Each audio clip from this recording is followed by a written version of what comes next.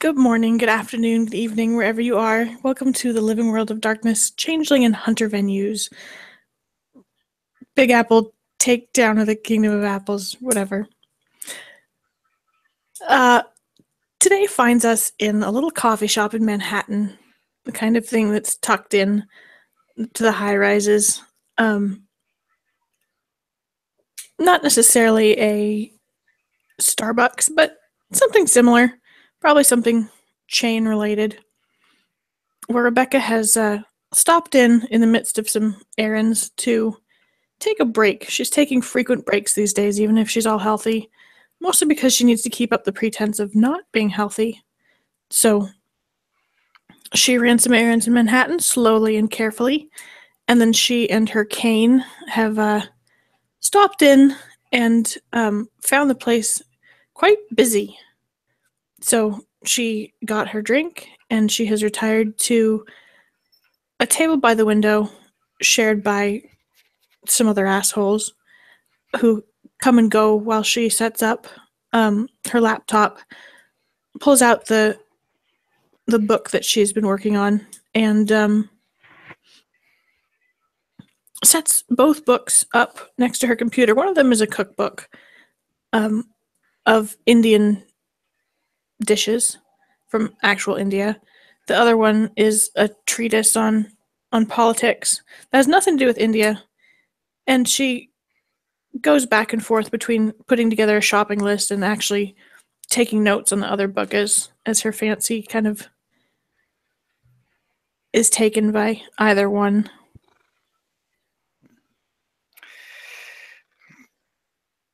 It's probably during the time that she has been like setting herself up and getting herself ready, Charles has actually walked into the shop carrying under his arm a book of his own in Italian, and the cover is actually a very famous one. Even if she doesn't speak Italian, if she ever manages to catch a glance of the cover, it's definitely Machiavelli's The Prince.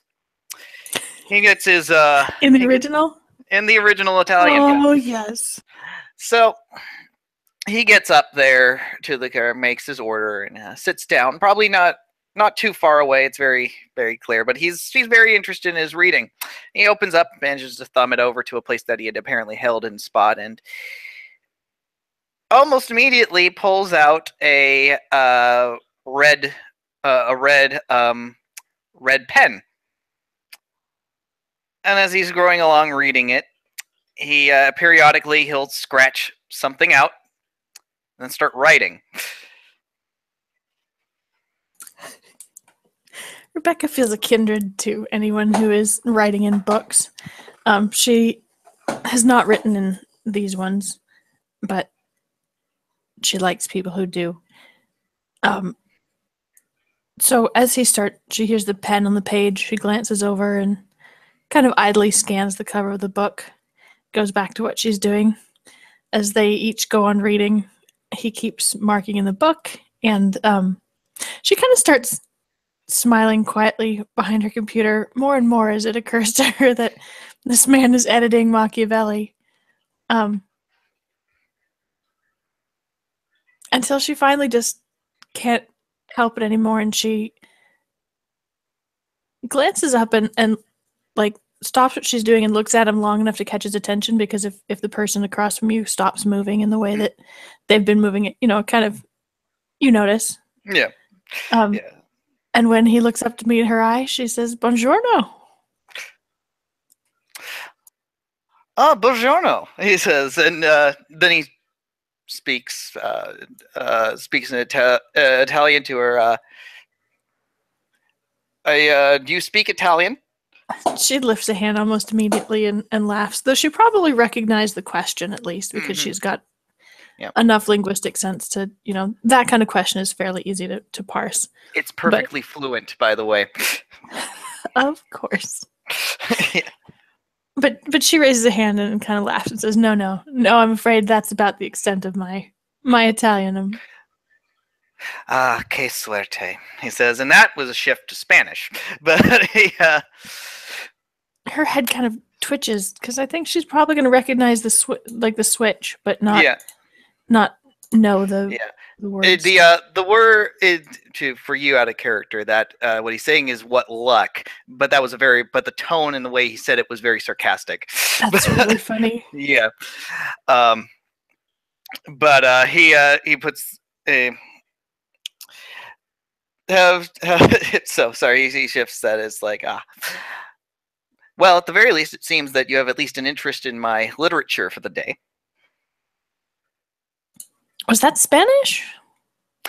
Yes, what I shifted to was Spanish, yes. You must be a man of many languages. Are you here with the UN? No, I'm a citizen of the United States. Just your average citizen.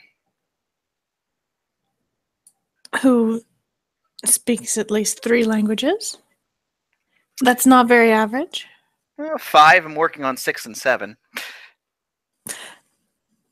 That's not very average at all, I'm afraid. Isn't it? Huh. No. That's a shame. I think people would get a more richer life out of learning more languages. Yes, I quite agree. And it gives you the added bonus of being able to read in the original, I suppose. Exactly. And gives me a chance to actually make corrections, he says, as he kind of goes back and catches his eye on something and starts scratching something out. You're correcting the prince. Yes. Yes, I am. No appreciation for satire? Oh, I appreciate satire. This is just bad satire.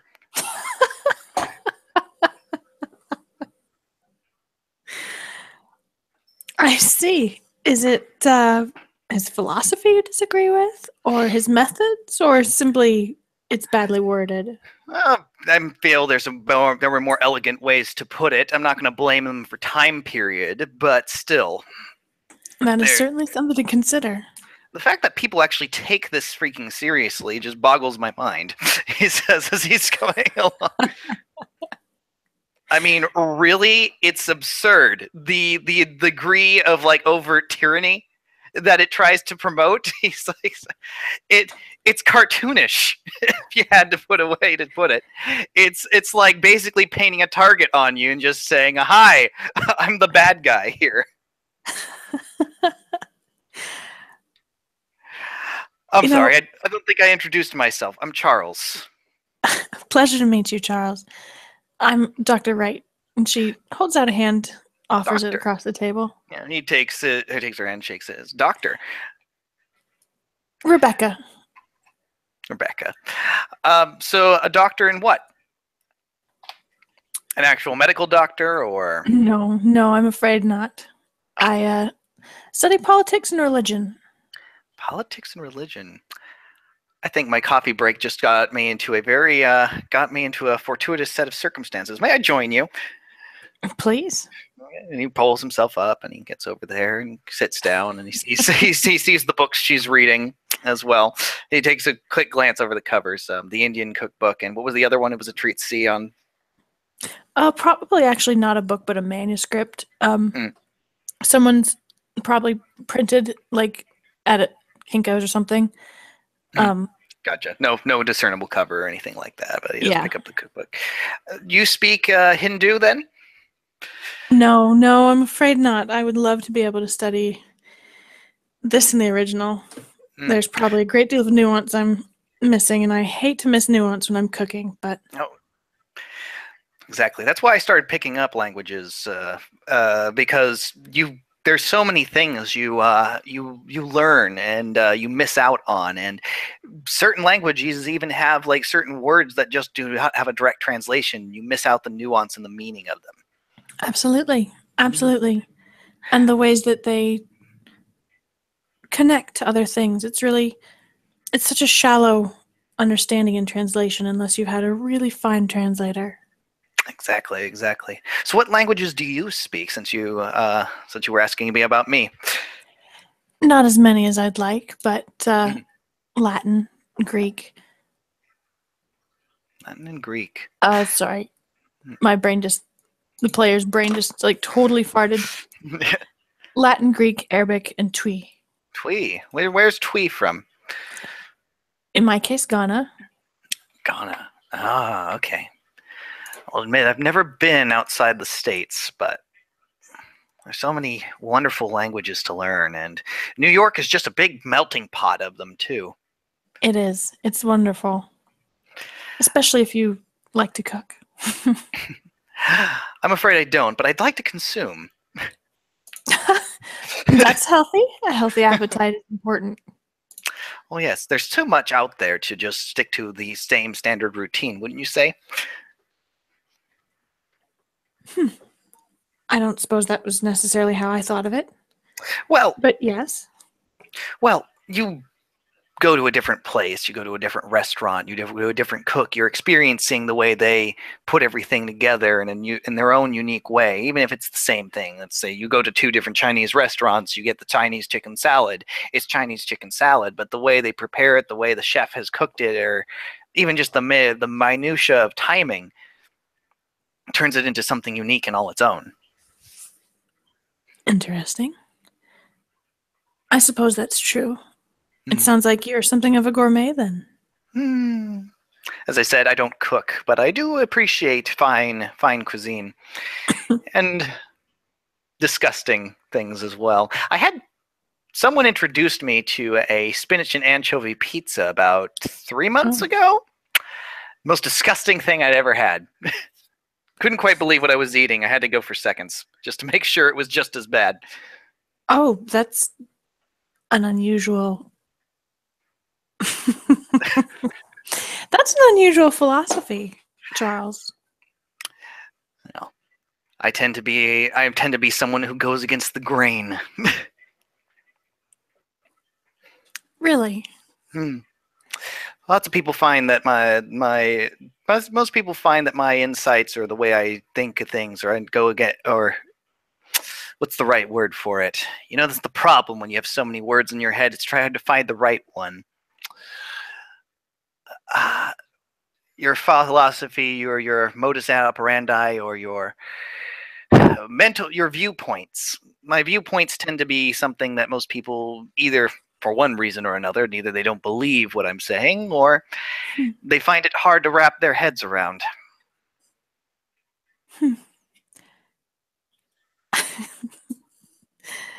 I've known a number of very disagreeable people who thought they were simply misunderstood, but you seem very agreeable. Is that something you'd call yourself? Agreeable? I can be agreeable when I find it purposeful to be agreeable. Otherwise, I can put on quite the fight if I wish to be disagreeable. I see. That's a useful skill as well.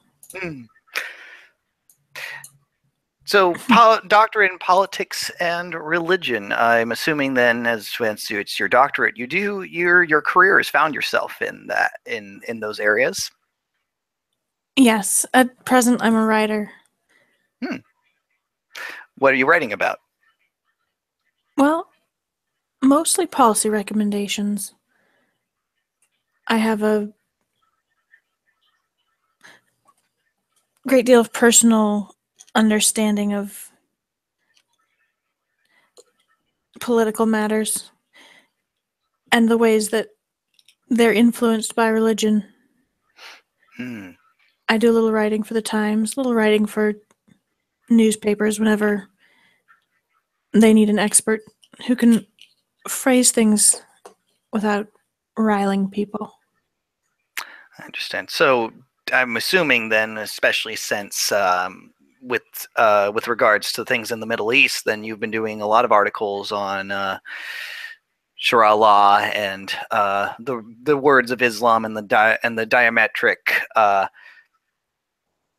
viewpoints, even within that religion. Oh, absolutely. One could say those religions, depending on who you ask, but yes. So you would break it down into multiples then, not just one singular religion with a very different set of viewpoints or cult-like mindsets. I would be careful when you say cult-like mindsets. It's amazing how often we like to refer to other people's religions as cults and our own as religions. Oh, I find that every religion's a cult. It's a communion and a mind and an acceptance of mindset for everyone to believe relatively and mostly the same thing and coming together and forming a group. I take it you're not religious then? Not particularly, but I do find it fascinating. I find it more useful to think of it as a language rather than mind control. A language of symbols. Languages do tend to, as you surely have experienced yourself, do tend to build a framework that can make things seem more cohesive, but also more, what's the word I want? Everyone thinking the same thing. Particularly from an outsider's perspective. That sort of, well, my viewpoint has been helpful for some people who have a difficult time thinking of other people's religions as things that other people do, rather than things that strangers do.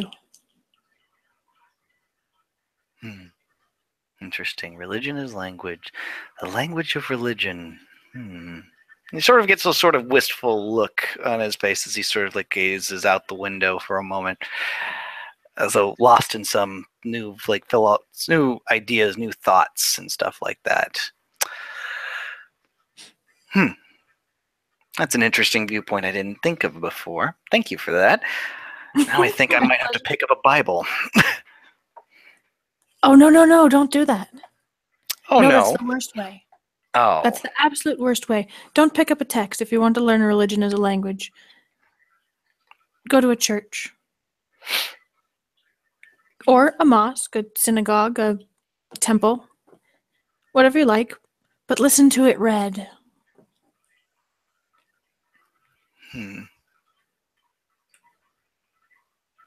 Keep in mind that when followers of, for example, Christianity study the Bible, they don't do it by sitting down and reading the whole thing.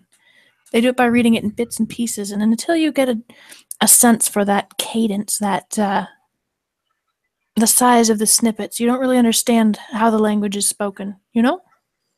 Oh, so it's like a poem. Yes. Oh. Yes. Yes, exactly. Oh, well, poetry is a language all of its own. No matter what language or thing it is, those cadence, the stanzas, the words themselves. Just roll. What is she rolling? She's rolling manipulation subterfuge. Okay, let's see if he picks up on. Let's see if he picks up on that. It's so so what am I rolling against it? It's also subterfuge now, since I think they changed that. Yeah, she's not lying. She's just maintaining her composure. Yours would be perception empathy. Okay. What? How did I? You stupefied it. You forgot your hashtags. Balls.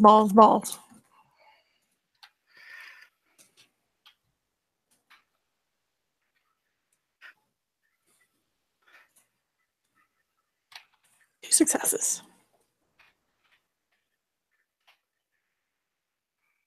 2 successes, defender wins though. So excellent. Yep. Sure, you're keeping your composure on that.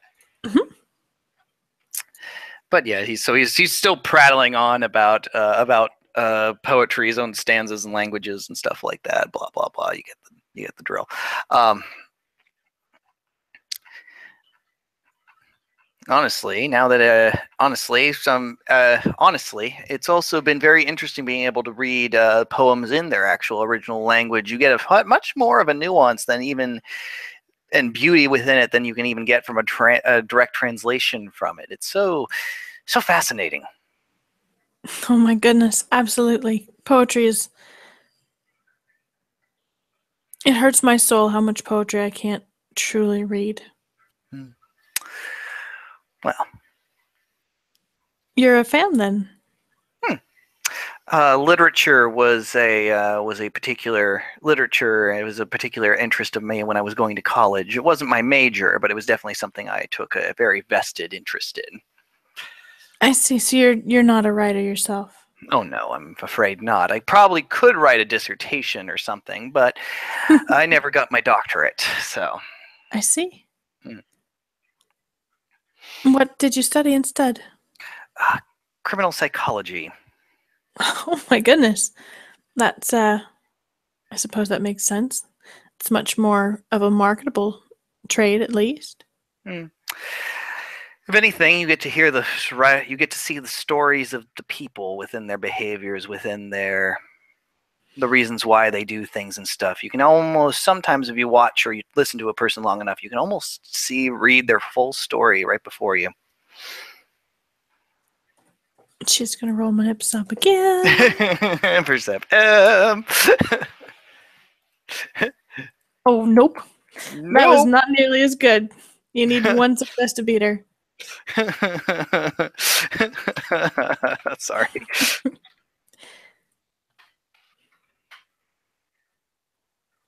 Wow, you lucky. You are lucky.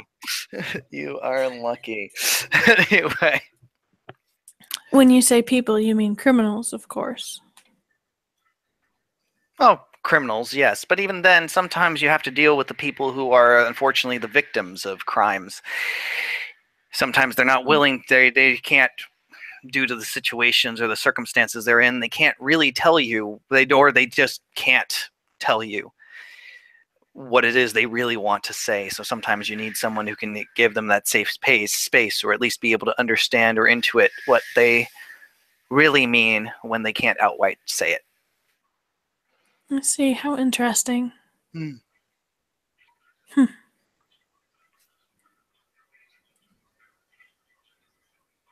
And is that what you do professionally then? Yes, I'm the 32nd Precinct's criminal psychologist, the main go-to. Oh, I see. That it sounds very important. It's very stressful. That's more what it is. And for the most part, I'm actually glad that I'm having a conversation with you uninterrupted before my pager goes off at any moment. You have a pager?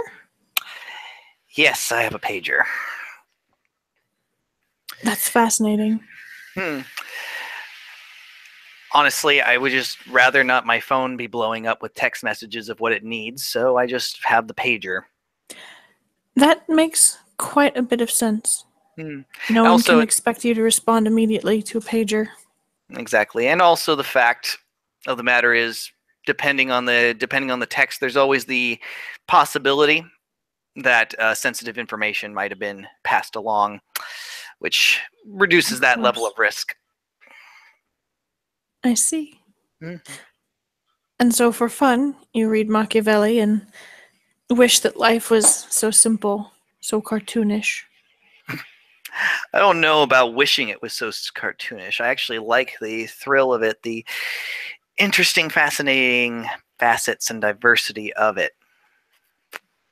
You should have gone into politics. I had a very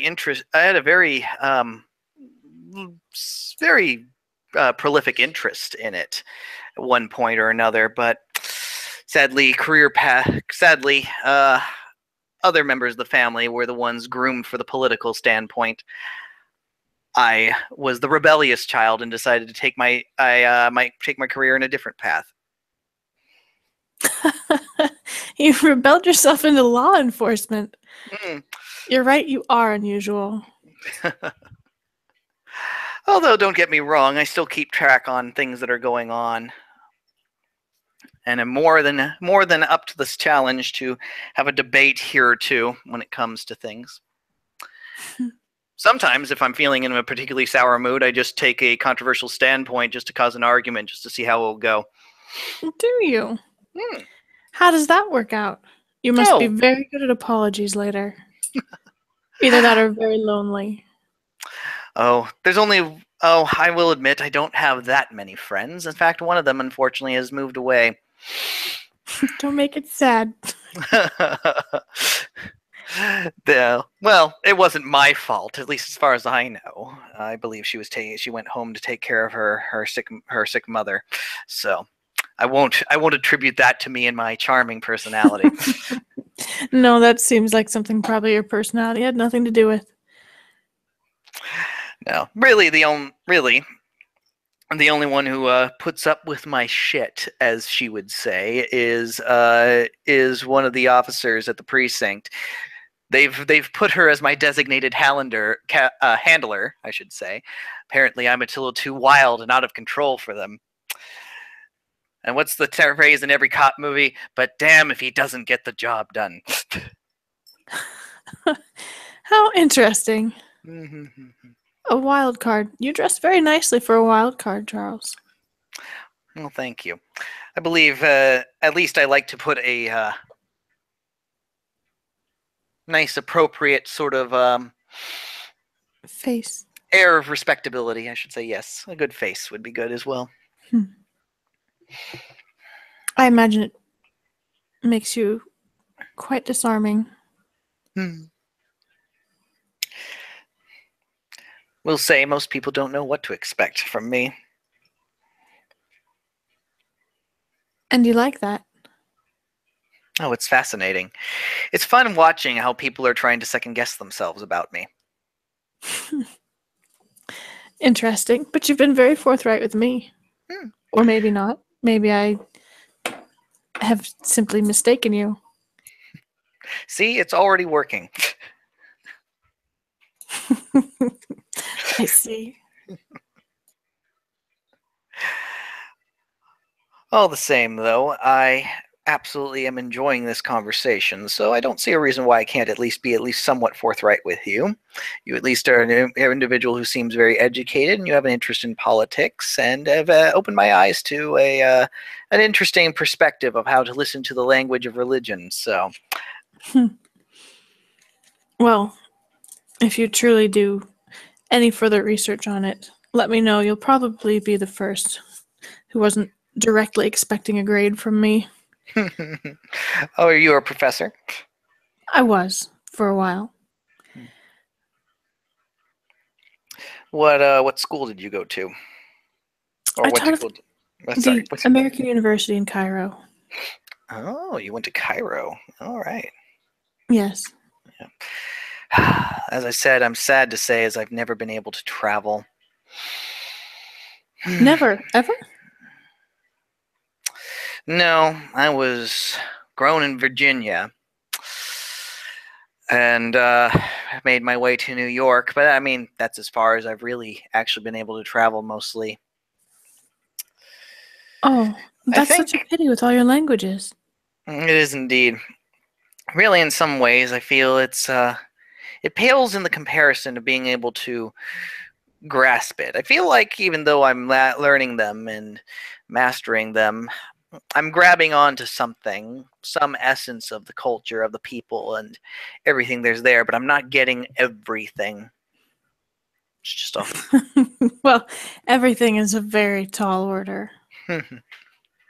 And if there's any place where you can hope that the world will bring itself to you, I guess it's New York. It's true. I had a very interesting dinner about 2 months back with a dishwasher in Mandarin.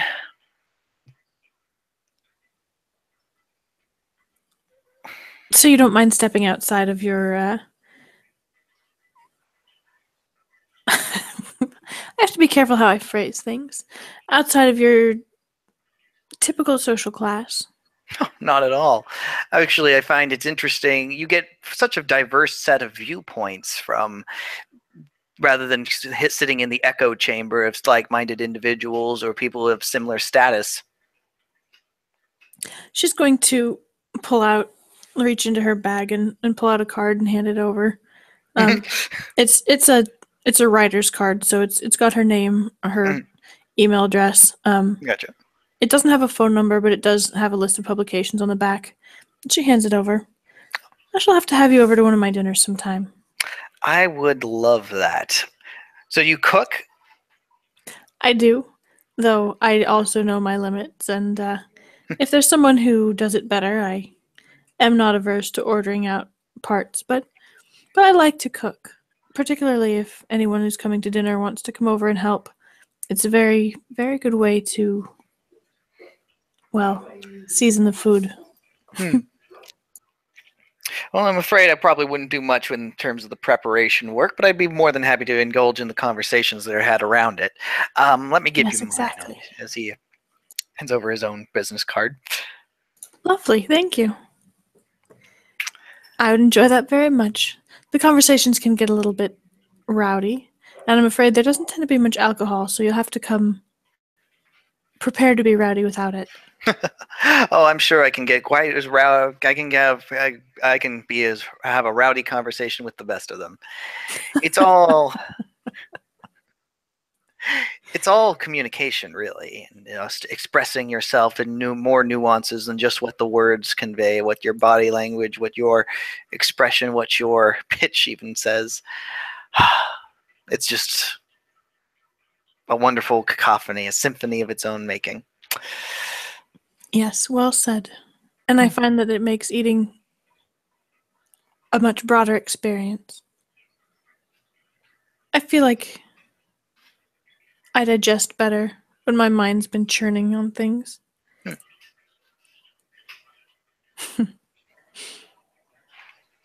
Well, it would be nice to have also a break rather than me having to host for individuals. It'd be nice to be hosted for once. Do you like to host? Oh, I Or do. just find yourself hosting frequently? A bit of both. I enjoy it, although sometimes I will find myself where I'm in a situation where, who's the one who throws who's the one who throws who brings one of the most memorable experiences? Oh, that's Charles. Charles, could you host us a party or something like that? I acquiesced, of course, but sometimes I would like it to be a little bit more in which I was the one who made the choice, but such as they are. Interesting. It takes a certain kind of person to host, I think. Someone who, well, I shouldn't go into psychology around you. I'm sure you know much more than I do. Mine's simply philosophy, pretending to be psychology. Oh, I'd be very interested to hear it all the same. I mean, it'd be, as I said, viewpoints are viewpoints, and it's interesting to hear them, dissect them a bit. I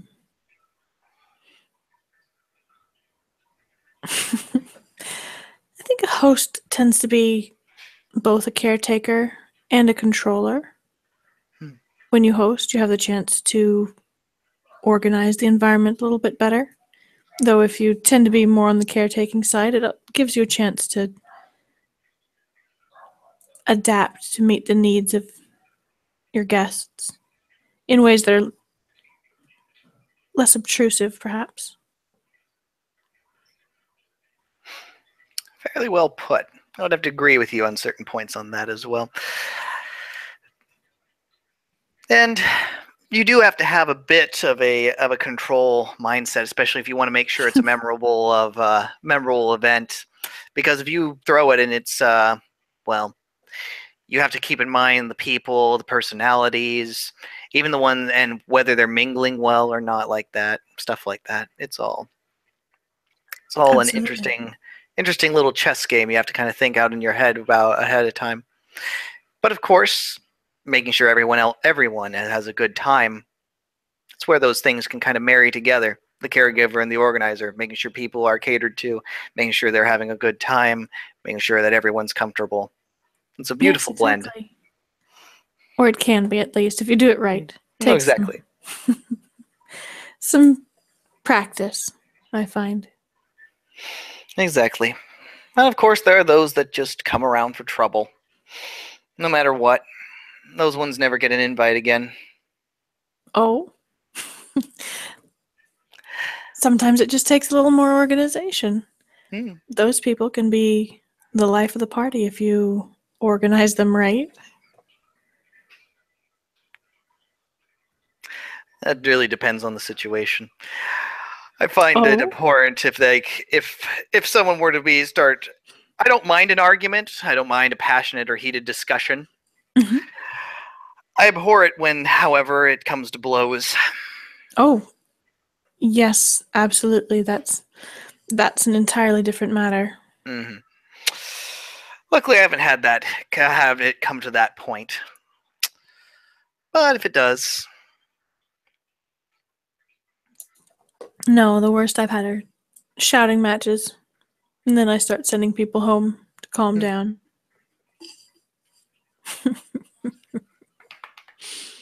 Hmm.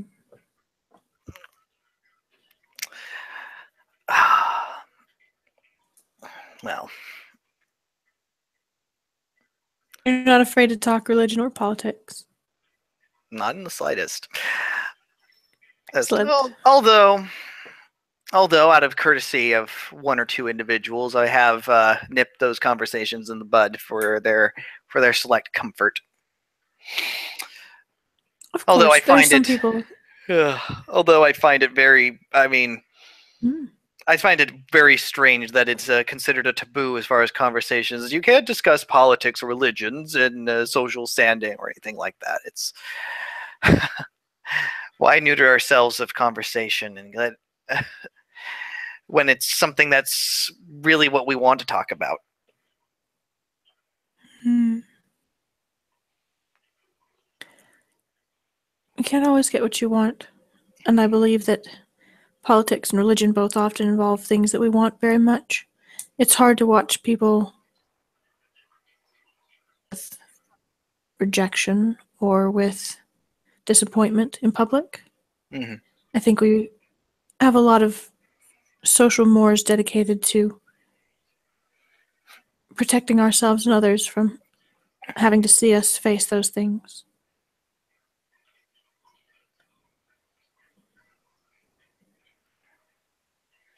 Hmm. Even so, I still find it a very. I forgot. You're the firebrand. You like to push buttons. Oh yes, that's true. I find it is a social censorship, so to speak. That's what it is. I don't like censorship. When I heard see. about well, there was a I read a lot of books. I will admit I came very late into my life discovering that there were a number of books that had been banned for whatever reason, and I just devoured each and every banned book I could ever find. Interesting. Because to think that words, that language, that a viewpoint would be snuffed out simply because some people found it disagreeable. I find it abhorrent.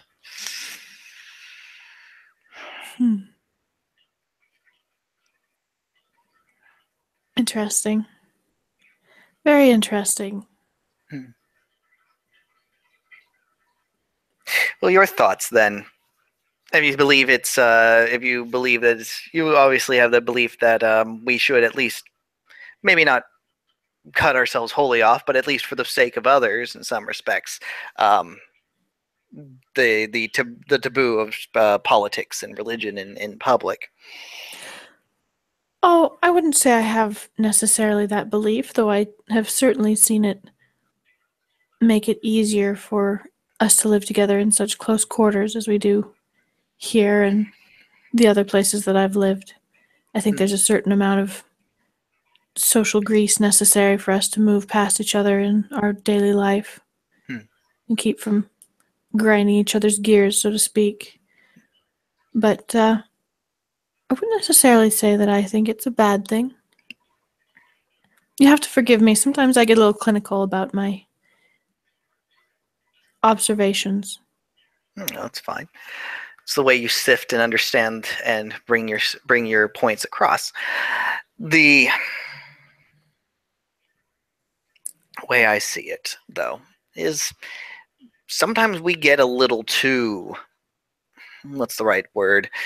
We get a little too comfortable. We get a little too not comfortable, not Complacent. sorry, complacent. Yes, that'd be a good way to put it.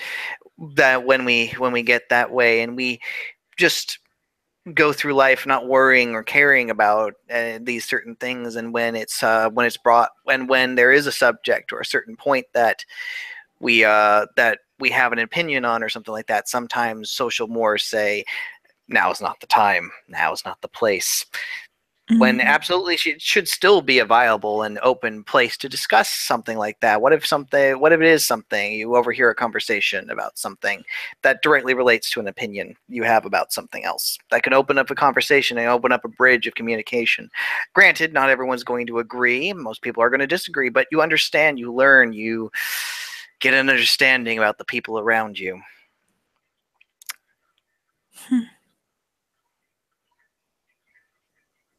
Yes, and sometimes that's not safe. Well, then you learn about who's not safe. If you survive the experience.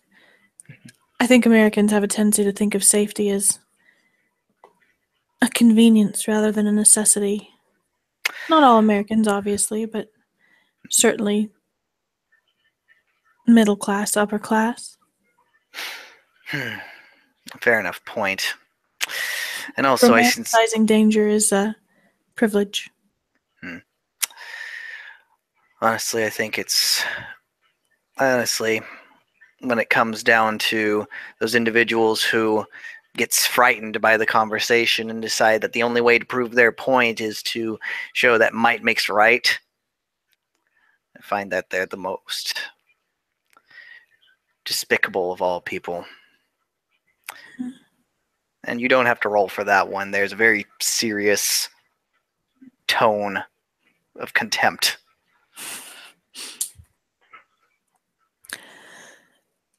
I've known a number of despicable people in my life. Some of them have been eloquent. Some of them have only been able to speak through violence. It's a strange thing, being despicable.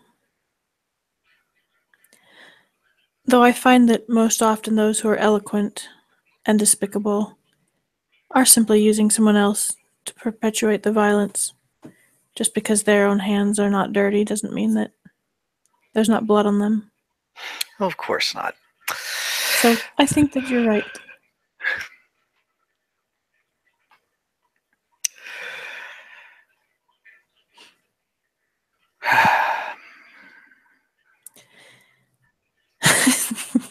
Again, Sorry. you'll have to forgive me. When you study religion and politics, it's everything goes up to 11 very quickly. Oh, of course. Which is what makes it a bit fun, although I will apologize. I did get a little rather dour and intense there for a moment. It was a... Dour and intense doesn't bother me, Charles. Please feel free to be dour and intense all you like, as long as you're honest at the same time.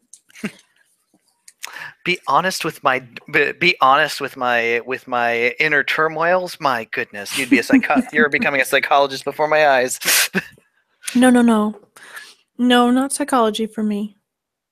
I don't study people's chemicals. I study people's stories. Well, that's what psychology is. You're still studying their stories and trying to understand where their narratives are, why their narratives are the way they are. It's not always chemical. Huh.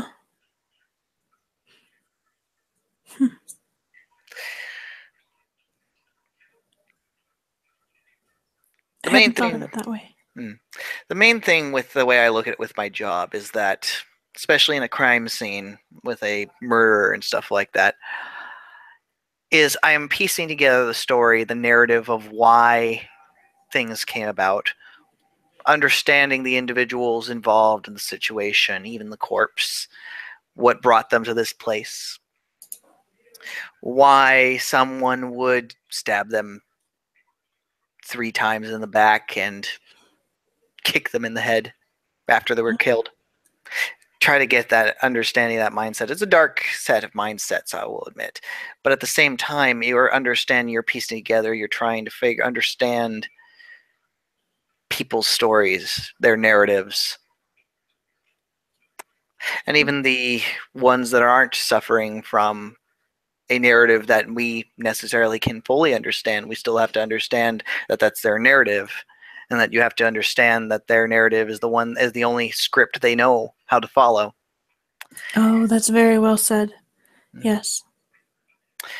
Admittedly, while I do have the license to practice therapy, I'm not a therapist. My work as a criminal psychologist makes it rather difficult to be able to hold regular pattern sessions.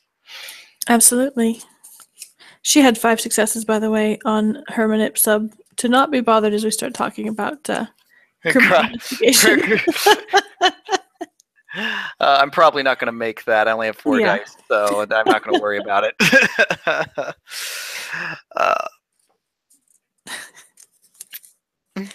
Yeah, this is fascinating.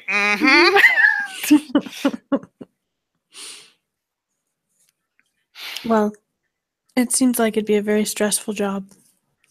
Oh, it is. It's very stressful. And as I believe you said at one point, oftentimes very dangerous. You are confronting people with ugly truths, trying to take apart their lives sometimes. Yeah. Yeah, I guess you are. Particularly, I suppose, if you're being called in, it means that there are things that are hidden.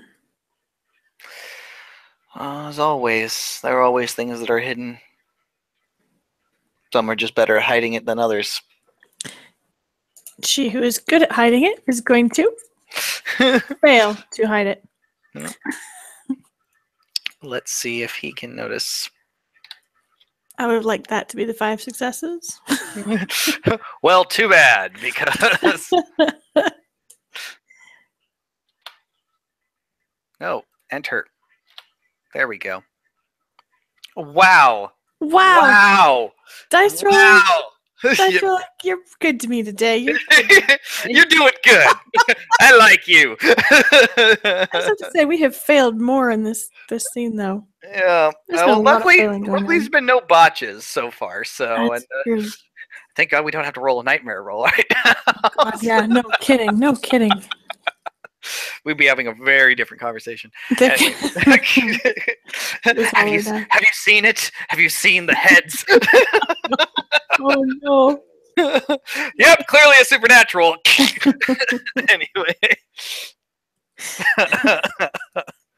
Anyway, sorry, back to scene. The funny thing about my job is how often that people are hiding things from themselves and not from other people. Politics is a strange, strange business. That's the same with psychology as well. People often hide a lot of things from themselves that they don't wish to admit. Even if you think about your own childhood, for example. You remember certain things in a particular light, but is that really what happened? Often you find that there's a sort of cognitive dissonance with that. A certain memory you have is only from your particular perspective, and even then, you ask 3 people who were at a particular event at the same time, you'll find that their own prejudices or prejudices or life experiences will alter the way they see the event that happened. Tends to be why in courts that they try to make sure that people, when they are delivering their witness testimonies, try to be as neutral without projecting their thoughts and opinions on there, because you're trying to piece together as much of a neutral perspective as you can. She shifts slightly. This conversation is now they're talking about memories too. This conversation is getting very, very close to home. Oh no. And Charles is just blanking on so much. He's just not noticing the like, fact. Blah blah blah blah blah. And she's like, "Oh, this is terrible.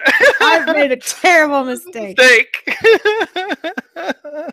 And he still doesn't notice.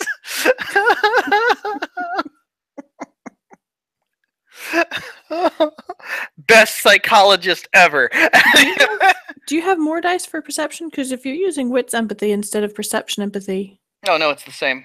Okay, good. Because she's not lying. She's just it's wits subterfuge if you're trying to catch someone in a lie. It's perception empathy if they're trying to hide their feelings and you're trying to see them. Gotcha. Oh man. Anyway, back to where it is. But such as it is. That's why. Oh, sorry. Okay, where was I on the train of thought that he was going on? Witnesses delivering that's a testimony and stuff like that. Oftentimes, you'll find that really the only thing where you'll often find that when people see a film or they reread a journal and stuff like that, they'll pick up memories and pieces that they completely forgot or notice details they never noticed.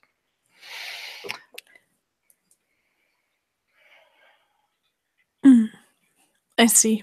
She says that she's completely uninterested in memories and trying to figure out how to change the subject as soon as totally uninterested in memories. Totally. But that's going a bit too much into work. It must be difficult to find people you can talk. Well, I don't know about for you. It's very difficult for me to find people I can talk to about my work very often.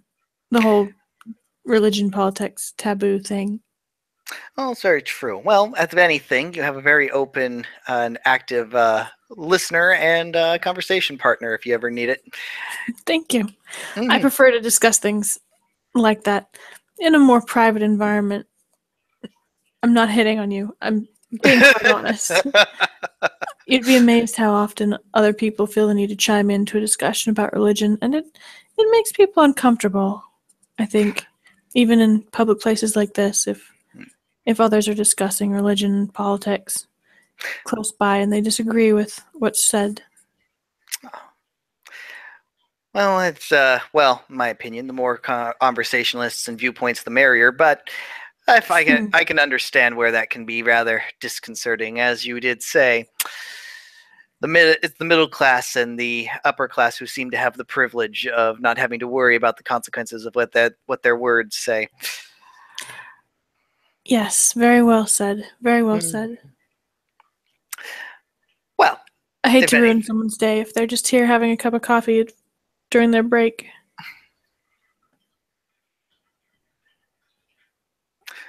Well, that probably depends, but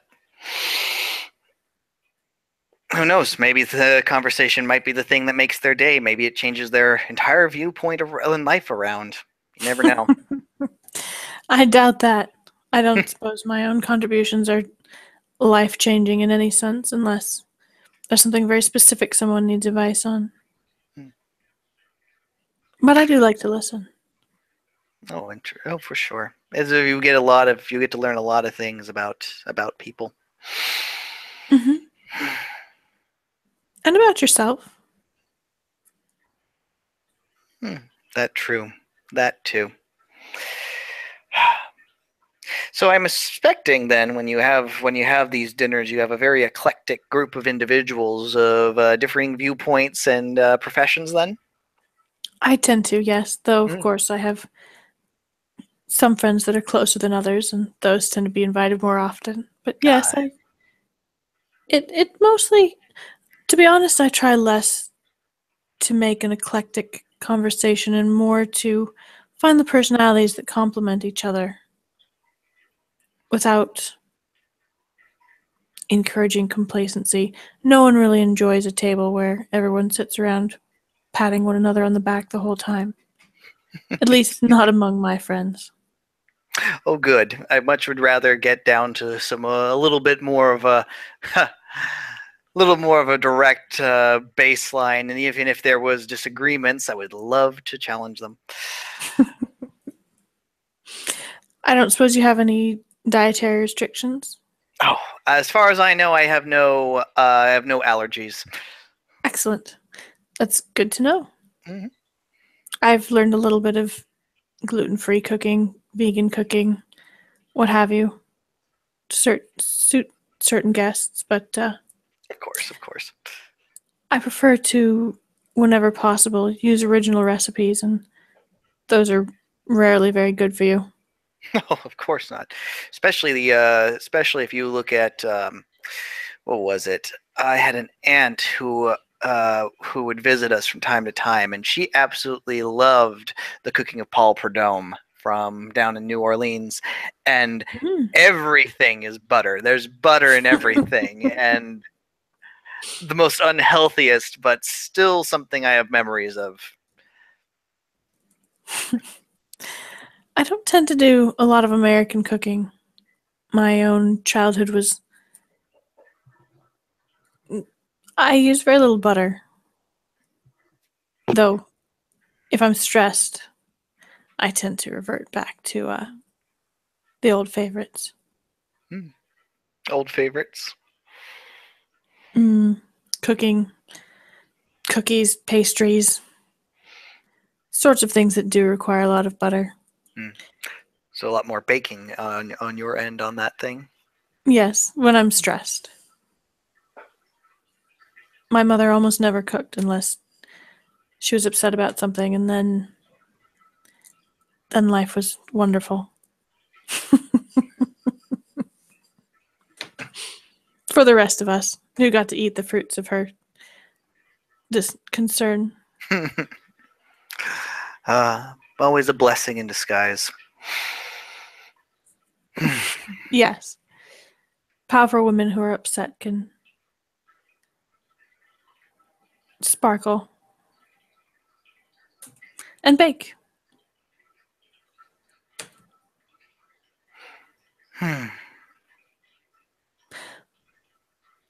How do you deal with your stress? How do I deal with my stress? Thanks for a moment. If I said I never got stressed, that'd be a downright lie. Yes, absolutely. Particularly in your job. Mostly, I find if I'm stressed, I usually pour myself into something I find passion or interest in. Reading mostly. Sometimes editing the works of old writers. I see. That's an interesting sort of therapy. Machiavelli deserves it. I will say that there are some interesting points, but at the same time, there's no way there. It's just is absurd to me, as I think I said before, that anyone would take this as literal as something downright serious. That's the trouble with satire, isn't it? There's no sarcasm font. I think they're trying to develop that now, actually. I've heard rumors for years. We'll find they'll figure it out one day. I'm sure of it. Language is an ever evolving thing.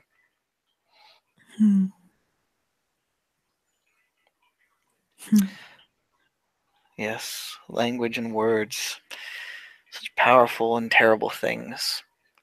Who knows what damage they can do when you let them loose? He's almost musing to himself at this point and seems to be lost off in some trail of thought. Yes, that's certainly true. It's amazing what people can justify to themselves if they have the right words.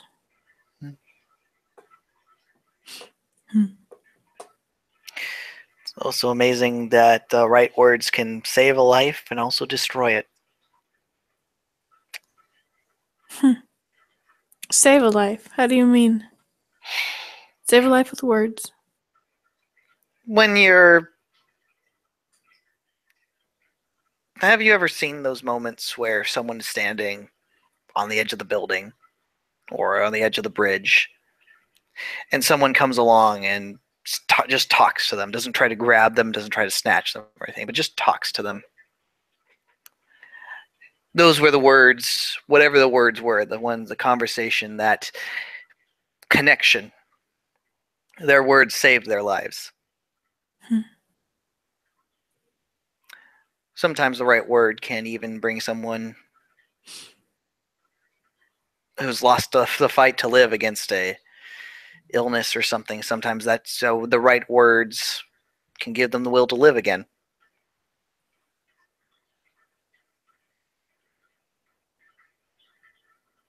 I hope you're right. I know I'm right.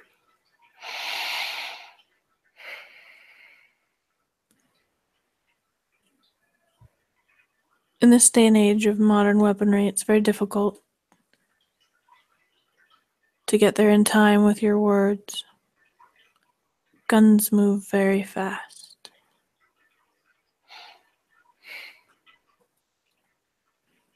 That is very true.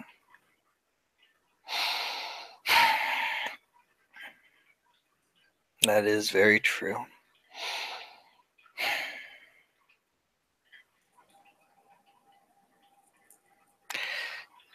I'm actually going to roll manip subterfuge on that one because it's like he's trying to avoid saying something. Okay. Yeah. Let me get my where's my subterfuge?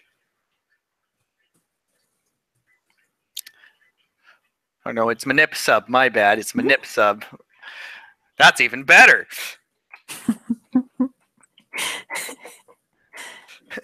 I have more dice on this one.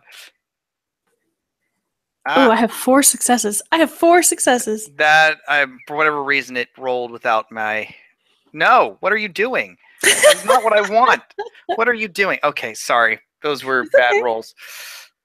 Let me, for whatever reason, cat. Oh, that's why. Oh, the cat's You are sitting on the enter button, so you're literally sending everything I put in there. Wow. Thanks for helping, cat butt. Yeah, hey, cat butt. I love you, Harkness, but Jesus. One moment.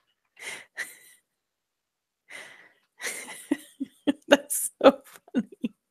Yeah, I'm like, this is not the round of dice. Not that I'm not going to say no to especially the second one there, but Jesus. And manipulation, sorry. It's been a while since I've looked at this sheet. Unfortunately, I don't think the subversive specialty really works on this one right now. So No, probably not. Probably not. Okay, official roll.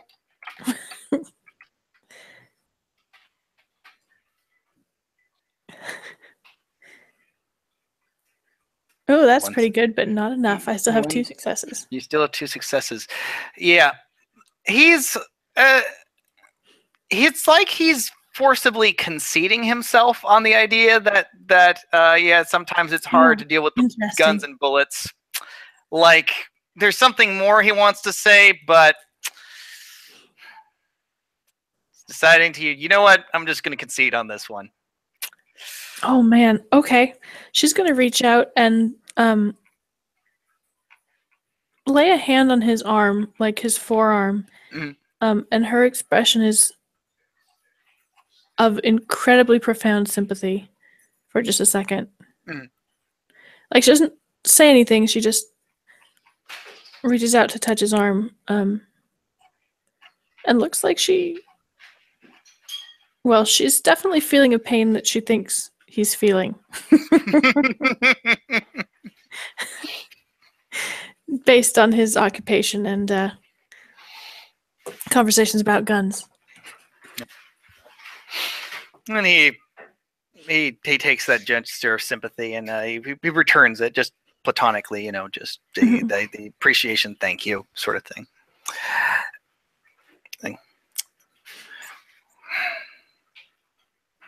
He's about to say something too further when the bzz, bzz, bzz, pager goes off. Oh dear. Yep. That's the way things go. Thank you very much for a delightful conversation. I hope your call isn't too upsetting. She nods to the pager. Well, even if it's not for me, it probably will be for someone else. I'm so sorry. Good luck.